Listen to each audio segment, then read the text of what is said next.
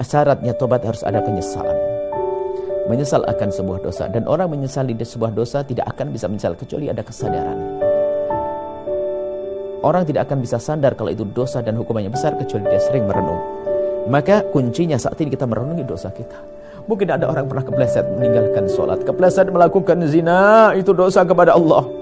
Berjudi, minum keras dan yang lainnya. Maka ayo kita bergegas menuju kepada Allah. Allah Maha Pengampun. Siapapun yang punya dosa, sebesar apapun dosa yang dilakukan, kalau dia serius menghadap At-Tawwab dan yang Maha Pengampun, maka akan dihapus dosa itu. Pezina, pemabuk, penjudi, kalau sudah diampuni Allah beres. Syaratnya satu, menghadap kepada Allah dengan serius.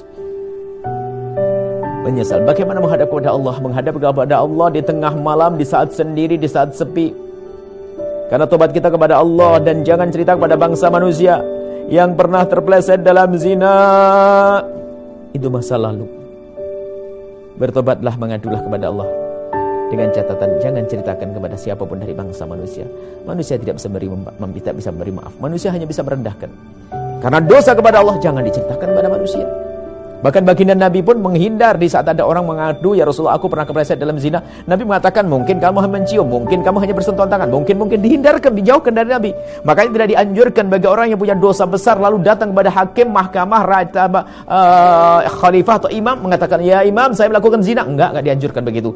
Malah sebaliknya ditutup karena dosa kepada Allah. Yang pernah meninggalkan sholat pada masa lalu, yang pernah judi pada masa lalu, diam, hadapkan kepada Allah. Biar yang lalu biar berlalu. Jangan ceritakan kepada siapapun dari bangsa manusia. Itu tanda tobat itu diterima. Ada seorang pernah melakukan zina, tobatnya cerita kepada orang kesana kemari. Yang terhinakan siapa? Dia terhinakan. Saudaranya terhinakan. Kemudian menjadikan orang punya pandangan rendah dan picik kepada orang tersebut.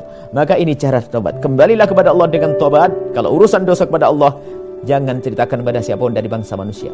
Berperanlah seperti orang yang tidak melakukan itu. Yang tahu hanya Allah. Dan tangismu di tengah malam. Tangismu di tengah malam saat sendiri. Jika sudah ada derai air mata, itulah akan mensucikan kekotoran kita. Di tengah malam, bukan di depan orang, bukan di tempat ramai, tapi saat sendiri, ketika kita kunci kamar kita, kita mengadu kepada Allah, ya Allah, dosa masa laluku masa lalu. Sebutkan di hadapan Allah. Allah Maha tahu. Kita tidak menyebut saja tahu. Dan di saat kita sebutkan untuk menjadikan kita semakin rendah, tawadhu di hadapan Allah. Dan kalau sudah Allah mengampuni, beres. At-taibu minadz dzambi kaman la dzambalah. Orang bertobat dari dosa seperti orang yang tidak pernah punya dosa.